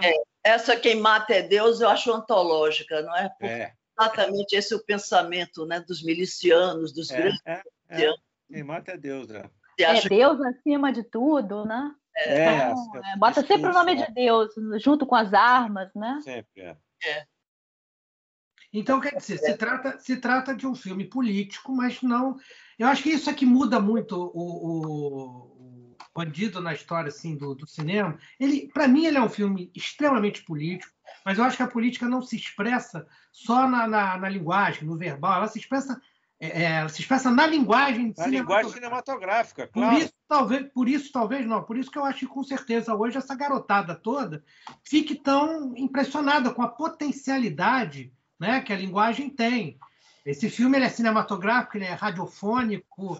Para mim, essa coisa do rádio no filme é algo que o filme sempre me chamou pelos locutores. Logo, a primeira vez que eu vi, eu fui... E aquilo, quer dizer, para quem não viveu ali, né, o período áureo do rádio, não consegue entender. Mas aquele era o som do dia a dia, era o som do rádio, do porteiro, tudo. O rádio passava pela vida de todo mundo, né? Uma outra frase radiofônica muito dá atual. muito essa liga popular também no filme. Também passou pela vida dele de uma maneira muito definitiva, porque o pai dele tinha uma rádio em Joaçaba, né? Rogério foi criado dentro da rádio. Olha só, isso eu não sabia. E eu também vou falar uma coisa também que me ocorreu agora. O pai do meu pai era político também. Foi prefeito e foi deputado federal, estadual, e viviam políticos na casa dele. Então, acho que aquilo eu acredito, né? Que aquilo ele deve ter visto. Imagino, né? Ele nunca falou isso comigo, não. Mas imagino que aquilo talvez faça parte, né, porque é muito atual, exatamente, era de Santa Catarina. Esses políticos que a gente está vendo aí são do Rio, e tem uma parte que é do Rio Grande do Sul também, e você vê que são todos racistas, né? Tem uma coisa de ridicularizar com a pobreza, com o pobre, né? E o cara fala, você é o quê, minha filha? Você é o quê mesmo, minha filha? Sou empregada doméstica. Uma outra frase também do bandido, muito atual, nessa república miliciana que a gente está mergulhado, é: as gangues estão em todos os lugares. Todos os lugares. Num dado momento, o Vilaça solta essa: as gangues estão em todos os lugares. Exatamente. Ele anda cercado. Na né? política, índio, né? Em todas o as. alemão. O JB anda cercado por milicianos, por capangas. Tá? E tem esse que é nazista também. Eu achei muita coincidência quando eu vi o rapaz fazendo um símbolo da Ku Klux Klan, né? Lá no Congresso, né? Fazendo um símbolo que depois foi né, visto que era realmente um símbolo nazista, né? E aí isso está no filme. É uma coisa assim muito terrível, e eu acho que o filme ficou mais atual com esse momento que a gente está vivendo também, né? Mas eu acredito que a gente vai conseguir, né, sair. Não sei, talvez os discos voadores, né? Vão vir, não sei. Eu fico esperando direto. Mas os discos voadores é a janela de escape do filme, exatamente. Tá? O locutor, eles estão chegando, como se fosse uma redenção mesmo. Né? Agora a coisa Ninguém sabe o que vai acontecer, né? Ninguém sabe o que vai acontecer. Ninguém sabe o que vai acontecer. O Alexandre está querendo fazer aqui uma consideração. Fala, Alexandre. Boa noite a todos e todas. Vou ser bem breve, porque tenho 3% de bateria. Mas em relação, o que eu queria falar em relação à geração, e a geração que eu sinto também fazer parte, e que eu encontro aqui, não só neste filme, mas nas pessoas que estão hoje aqui presentes a falar, é o entusiasmo e apaixonante que transporta consigo uma verdade que eu sinto que todas as pessoas neste momento estão à procura, e a verdade vai desde o próprio filme, a maneira como se fez e as pessoas também que o fizeram, não é? E ouvindo as histórias e o entusiasmo que está aqui no ar, nesta sessão, é isto, é esta verdade que nos transporta para aí, e esta, não é, genuinidade, que acho que nos faz falta e que é muito inspiradora, pelo menos para mim, e que acho que posso falar desta geração que está sedenta por isto. E por isso, muito obrigado e boa continuação na sessão, que entretanto vai cair aqui para mim, mas eu depois vejo a gravação. Obrigado mesmo. Muito obrigada pelas palavras. Você é um animado, você é uma pessoa muito animada, muito especial. Muito obrigada. Obrigado, Herbert. Obrigado, Alexandre Herbert. é o militante aqui do Cinefilme Casas Casadas, todas as sessões. Ele é um pilar das Casas Casadas. Obrigado, Tangente. Resumiu bem. Boa continuação. O espírito desse nosso encontro, né? Que é justamente esse que nós falamos no início. É a gente juntar não só essa questão política, essa questão afetiva também, que os filmes, as produções, as realizações dos filmes trazem. E essa é uma oportunidade que a gente tem aqui.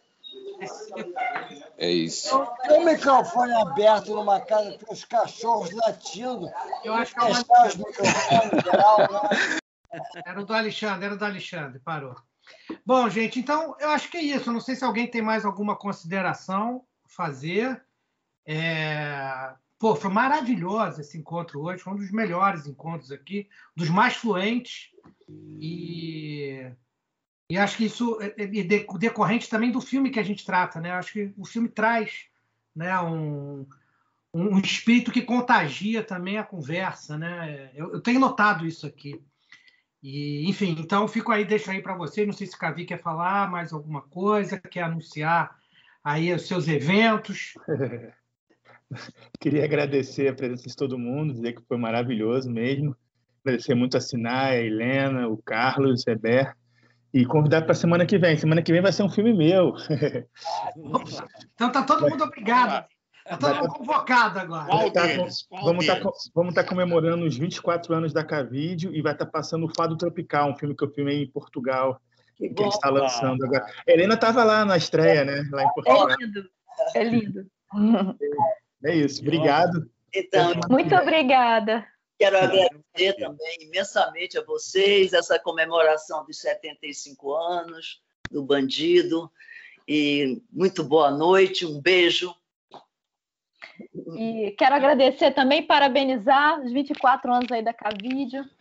E parabéns, Cavi, e muito obrigada a todos ouvir essas histórias, um aprendizado, assim, estar com vocês num momento não é tão difícil que a gente está vivendo aí nesse final dessa pandemia, né? Espero que a vacina venha aí para as coisas melhorarem, né? Estamos juntos fisicamente. Não é? 24 anos, né? Que louco, que bom. E viva o Cineclube Casas Casadas, da Academia Brasileira de Cinematografia. Se eu não falar, o Afonso Beato puxa minha orelha. Amanhã de manhã já acordo com a orelha puxada. É todo dia, Ricardo? É todo dia? Qual é a periodicidade do Cineclube? Toda segunda-feira. Toda segunda-feira, maravilha. A melhor coisa é você se inscrever lá no site. Eu vou fazer. Aí você recebe toda sexta-feira no seu e-mail o filme vai ser. Você recebe o filme. No site do Facebook? Da ABC. Sim, claro.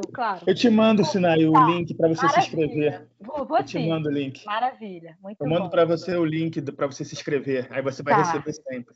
Tá bom? Maravilha. Valeu, gente. Um beijo, muito obrigada. Tchau. Parabéns. Tudo de bom. Beijão, tudo de bom. Saúde e paz. Para todos nós, tudo de bom. Obrigada.